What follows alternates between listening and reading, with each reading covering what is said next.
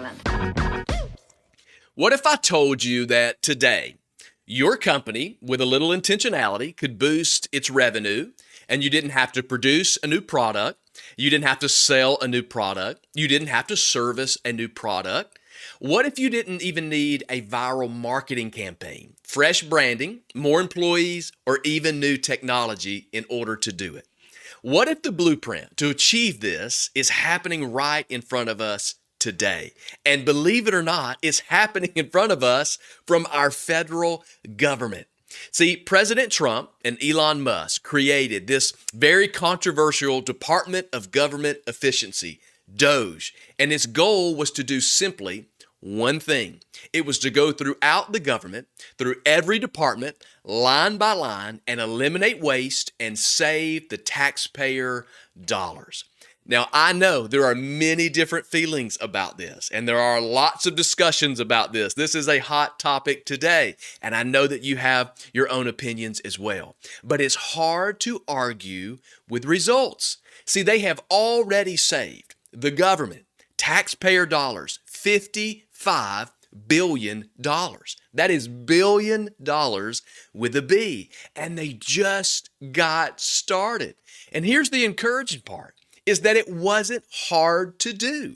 They just simply cut unnecessary programs, they renegotiated contracts, and they trimmed the fat on government spending. They went through line by line and simply found waste. Now, before you disconnect today, before you turn off the podcast, before you start watching, let me put you at ease. I'm not talking about politics here. Because regardless if you agree with their methods, if you voted for a certain party or you didn't, that's not our topic today. The core idea from our conversation today is streamlining and cutting waste.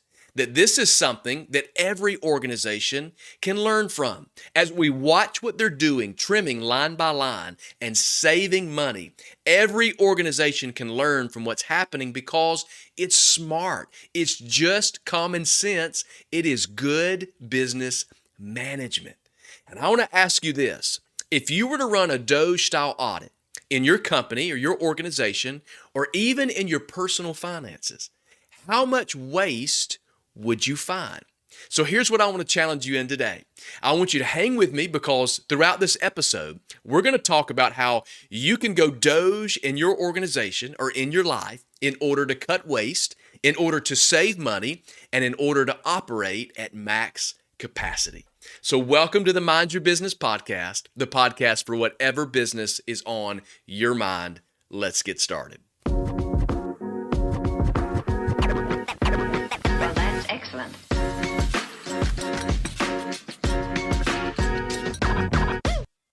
Well, thank you for joining me for another episode of the Mind Your Business podcast. If this brings value to your life, will you do me a favor?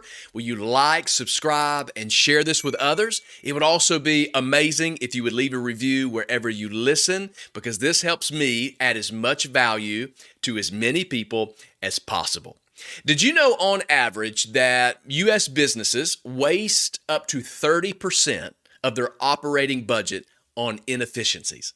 That simply means that 30% of your hard-earned money that you have worked for, that you have planned for, that you have strategized over, all the work that you've put into it, 30% of that income is just slipping through the cracks, and you probably don't even realize it's happening. And if you do realize it, you probably don't even know why.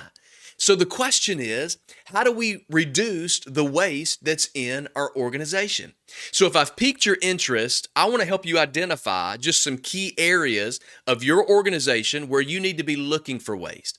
There are 4 of the biggest areas that most businesses lose money without even realizing it. So let's talk about these 4. The first one is just financial waste, aka where did all of my money go? See, financial waste is not uncommon in any of our lives. Most of us, personally and professionally, we have financial waste even if you don't recognize that it's there.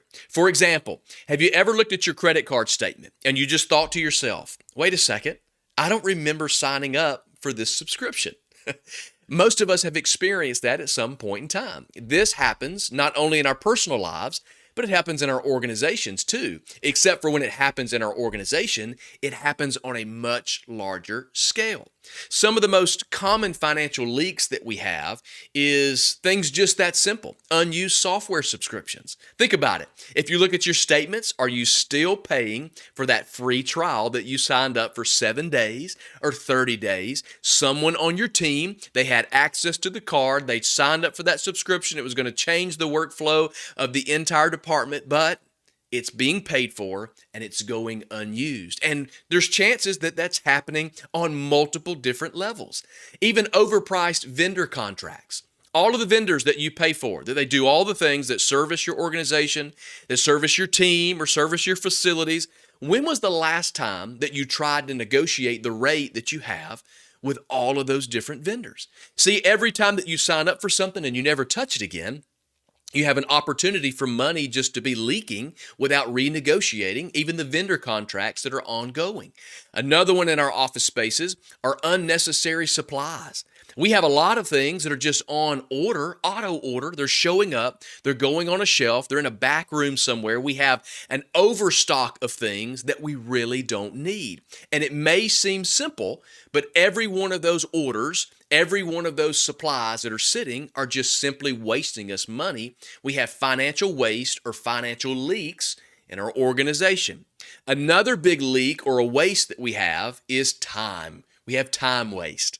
That's the meeting that should have been an email. Everyone knows what I'm talking about. You've had those meetings, you've sat there for hours on end, and you're thinking to yourself, and everyone else in the room knows it, this could have been an email. You know the saying, you've heard this, that time is money. And the reason that that saying has stood the test of time is simply because it's true. Did you know that the average employee spends 31 hours per month in an unproductive meeting? That's nearly a full work week wasted. Time simply washed down the drain. And most of this knows that this happens, but we just continue to do it anyway. We have lots of time wasters in our day-to-day, in our organizations. We have slow decision-making processes. You ever tried to make a decision and it felt like you had to get 20 layers deep just to get an approval for a $20 purchase? You have to go through all of these layers and all of these people. You have to send an email. You have to schedule a meeting. You have to do a check-in just for a decision-making process. And it holds up progress. You're not making any time up because you're losing it because you don't have a good organizational structure. There's just too many layers and you're just wasting time. Or something like repetitive administrative tasks, things that could be done automatically, things that could have been put on a system, that they could have been done a better way, but we just haven't tightened up the way that we run our organization, and it causes time to be wasted. And I think we need to learn how to organize in such a way that we maximize the time that we have. Shopify did this a few years back. Back in 2023, they were in the news for canceling all of their reoccurring meetings with anything that had more than 3 people involved. They just said, we're giving everyone back their time. They literally had a bot go into all the calendars for the company and delete all of the appointments for all of the meetings. People who had scheduled their appointments could not even keep them because they had AI go in and completely erase them. See, they restricted the whole process for meetings. They restructured what they were going to do with their time. Now, like most reactions to change, opinions were divided on it, but the goal is so that they could stop wasting time. It was simply an attempt to say, we're not going to waste time in this organization by sitting around in meetings that could have been an email. We're going to structure our facilities. We're going to structure our work order. We're going to structure the way that we perform our task in such a way that we're going to maximize our time. So the question for you is, how much time do you think that your organization is wasting? Number 3, I would say, is personnel waste. We have too many cooks in the kitchen. We have too many people, too many hands are on things. One study found that wasted time and inefficiency cost businesses up to 40% of their payroll. In other words, we have so many people that we are overspending on tasks that could have been done maybe by fewer people. And this happens when employees are underutilized. So that's, again, too many hands and not enough work. In other words, we have hired multiple people to do things that if we maximize the work and the effort of the employees that we have, we would not need so many people working on this project. Or some employees would say our roles are just unclear. We've got everyone doing a little bit of everything, but no one is particularly owning any one specific thing that needs to be done. Or this is a big one in our organizations today, high turnover. The hiring and the training process is expensive. So I think you should invest in retention. I say this a lot during our podcast conversations that by investing in your people and by equipping them and training them and resourcing them, this is the most important investment that you can make. And I would love to be a resource to invest in your team. This is what I do, and it's worth it. Listen to this. I want to prove it. Companies who invest in their team have a 218% higher income rate per employee than companies without any trainings. 92% of employees think that workplace training impacts their job engagement in a positive way. So if I can throw a commercial to you, I'm just one email away from investing in your team. Number 4, I would say a big area of waste is property waste. I call it the land of forgotten office equipment. Think about it. If you have outdated office equipment in a storage room somewhere, collecting dust, that's waste. I know many organizations that has equipment piled up. If you're paying to rent storage space for all of these things that you don't need, that again is waste. Now, this has become much more apparent and much more common after COVID. There are so many properties that are sitting vacant. There's offices that are unused, and that's all waste. Money going down the drain. See, one consulting firm specifically, they offloaded some of their unused office space. They said, we're not going to use this. We're not bringing everyone back to the office, and we don't need all of this space. And by simply offloading some of the unused office space, they saved $2 million annually. And this may be something that you need to consider right now in your organization to trim the waste. Property waste is apparent, especially today, as we have this work from home culture, as we have this flex work schedules. It may just be that you don't need all of the properties that you're holding on to. The reality is, it does not matter if the waste is finances, if it's time, if it's personnel, or if it's property. Waste is waste, and money is money. So I want to move us from, well, I think we're wasting money, to wow, we just saved thousands or millions of dollars. So I want to go over what I would call a DOGE game plan. A few things that you can apply into your organization, a process of which you can put a plan in place to spot and eliminate waste that you have either professionally or even personally. So number 1, here's what you need to do is you need to identify areas of waste. You have to be able to see it and to clarify the areas of waste that you have in your organization or in your life. Start by looking at the 4 key areas that we just talked about. Your finances, see what you're missing, see what's leaking there. Your time, personnel, and the property. You may find even other areas as you start digging in, and you may go, this needs attention too. But generally, these are the 4 best places that you can start in order to spot the waste that you have. Number 2, I would say, is you need to create an efficiency task force. Get yourself an efficiency task force. There are 2 approaches here. You could bring in a third party, like find your own Elon, and you can have them help you sort through all of your departments. They can help you go in professionally, dig in. They know what they're looking for. They do this all the time. They're experts in this area and just help you uncover all of the waste. Or you can work through it internally with those who are on the inside of your organization. And I think this works as well too.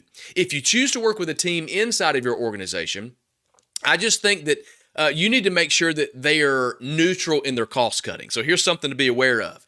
If they're invested in a project or a property, they may not be ready to achieve your goal. They may not be so excited to cut the waste. So you just need to make sure that those that are involved in cutting waste will actually get in there and help you trim the fat. Just be aware, because most people, they're not excited about cutting waste. They're just not. Most employees, especially when it's not specifically their money coming out of their pocket, well, they enjoy the ability to spend without worrying so much about the impact. And that's why this is really important for you as the leader, the manager, or even the owner, that you oversee something like this, because they're not going to take as much ownership in this area as you are. So in order to, encourage this process, you need to make it more enjoyable or even make it fun. So, for example, you could create an efficiency challenge where you just give teams maybe an opportunity to compete to find the most savings maybe in their department.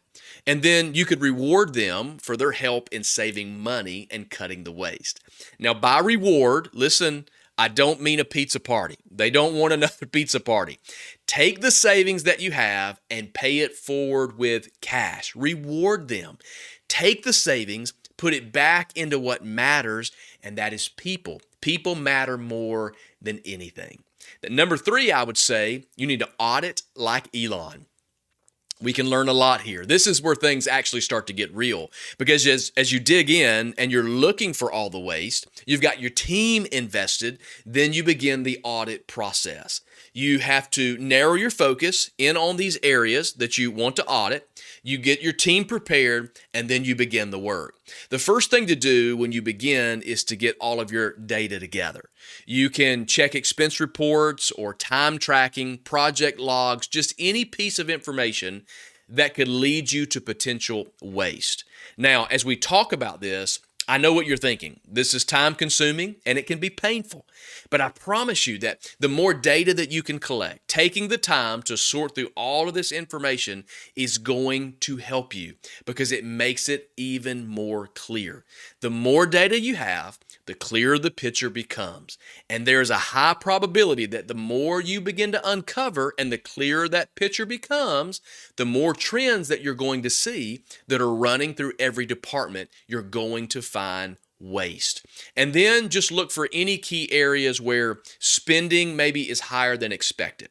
So as you're digging through all of this information, and as you're looking through all the data that you've collected, you may find there are some specific areas where you're just exceeding the budget, or even that time is being wasted, that deadlines are being missed. And you can take all of this information that you collect, the data, and then make use of technology. See, because of the technology we have today, it's easier than ever to make all of the data collected just work for you. There's tons of AI tools that can sift through all of the data to compare the trends that you find. It'll help you spot waste even that may not be obvious at first glance. See, the goal here is to take the data and turn it into a clear plan of action. So you've got everyone on board, you've got a zero focus on the areas in which you want to audit, and then you start collecting your data. And then number 4, you begin making cuts that matter. Make the cuts that matter. You need to prioritize. We're not cutting just to cut, but we're being intentional here. When you start making cuts, just remember that not all spending is bad. We can get caught up in saving the money that we begin slicing the budget. We begin taking funds or resources away that are actually needed and actually matter. Prioritize where you reduce spending without sacrificing quality and value. Focus your cuts on the expenses that aren't adding value or enough value to justify the cost. Be careful and intentional about where you make these cuts. And you can start with quick wins. This is a good one. See, this could be small things like those unnecessary subscriptions or renegotiating those vendor contracts we talked about. See, these small wins actually give you the momentum that you need to tackle the larger or more complicated results, and getting those cuts in there. This is the snowball effect. Start small, and then eventually as you become more lean and cutting the fat, the easier it gets as you go through every single department. You also need to make sure that you're prepared to track the impact that these cuts have on your organization. So as you're trimming the fat, you need to know what impact it's having. You're going to want to evaluate if the result of that cut is positive or if it's negative, and then you can respond accordingly. Now, I understand that as we have this conversation, many of you right now are going, this sounds like so much work, and I'm not even sure if it's worth the hassle. But the statistics don't lie. Remember, we said on average, businesses waste how much? Up to 30% of their operating budget on waste. 30% just going down the drain. But just a 3% reduction in waste, it can actually increase profits to 40%. Because every $1 invested in waste reduction can save $14 in operating cost. It is worth it. And if you're on the fence, ask Ford if it was worth it to them. Back in the early 2000s, you can probably remember this, that Ford realized it had way too many car models. They were spending unnecessarily millions of dollars on parts to build low-selling vehicles. They were making a big investment in vehicles that did not have the return. So in order to cut the fat, in order to streamline the process, they eliminated some of those models. They trimmed the fat, got rid of some of the underperforming models, and then they began to make more money. Even though they had to go in, they had to reevaluate, they had to take all the data, they had to go in and reorganize and restructure and work with all their vendors and all the different things that it took. Come on, it was a lot of work, but it was worth it because they saved a lot of money. So here's what I want us to do. I want us to get started. I want us to get your business lean and mean. And I want to give you a quick start guide so that you can apply all of this week. We've talked about why we need to do it. We've talked about areas that we need to focus on. And so now I want to just equip you with a game plan. And don't forget, this can be done in your organization, and it can also be done in your personal life. And number one, here's where you start. Just do a mini audit. Start small, just a mini audit just to get the ball rolling. I would say you could set aside 2 hours. Take 2 hours, put it on the calendar on this day at this time, and then gather your team to just take a close look at all of your expenses. You can do this in your organization. You can do this with your spouse if it's in a family setting. Then begin to dig into all of that data, okay? All the stuff that we're collecting so that we can get the information. This could be bank statements for you. You can take a look at those software subscriptions we talked about, those vendor contracts, operational cost. You can look for any and all unnecessary spending. Just look for the fat. What are we spending money on that is unnecessary?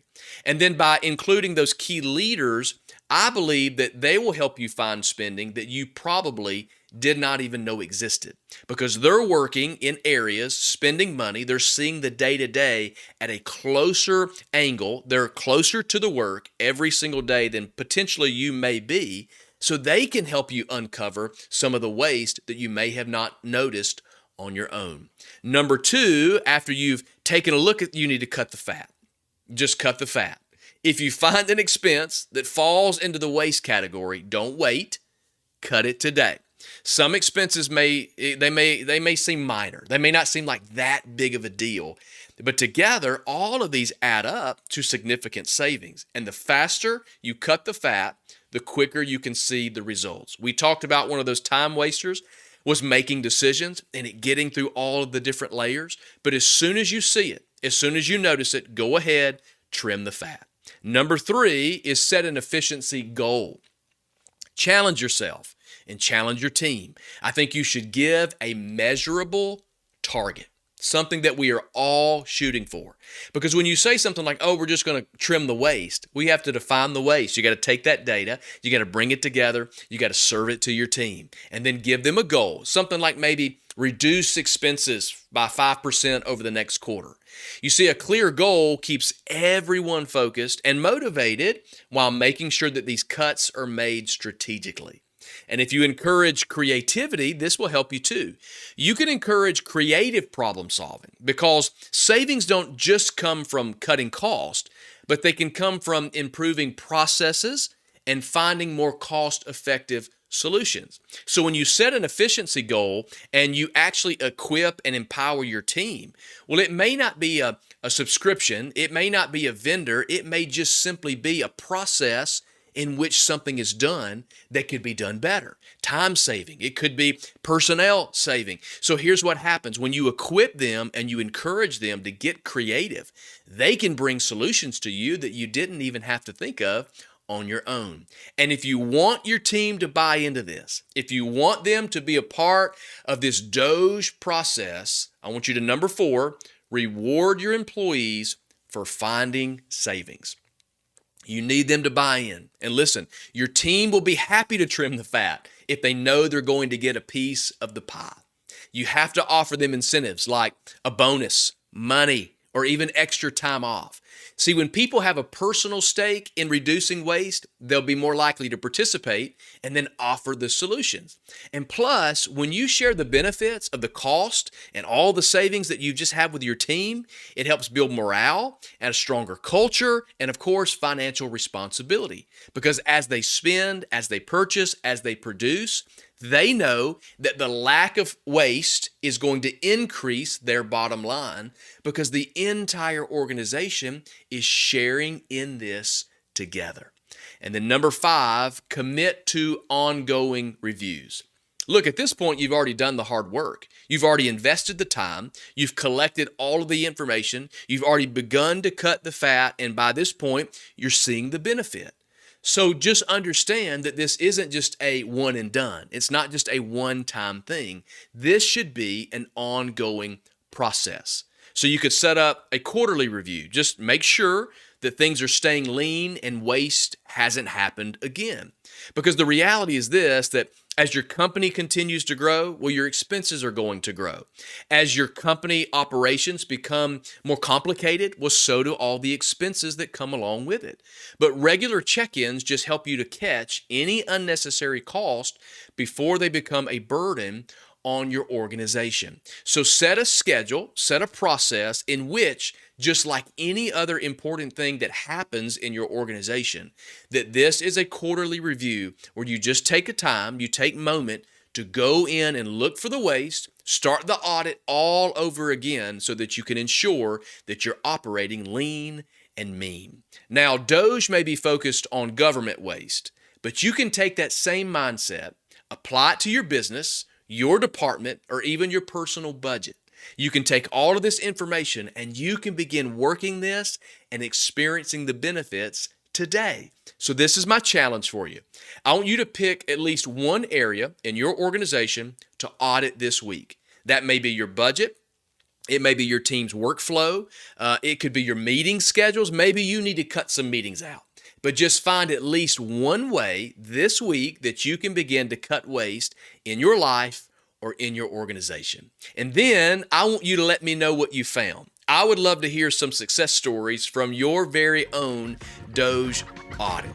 And I want to say thank you for joining me for the Mind Your Business podcast. As always, if you found this helpful, just like, subscribe, share this with a friend, leave a review, because this helps us add value to as many people as possible.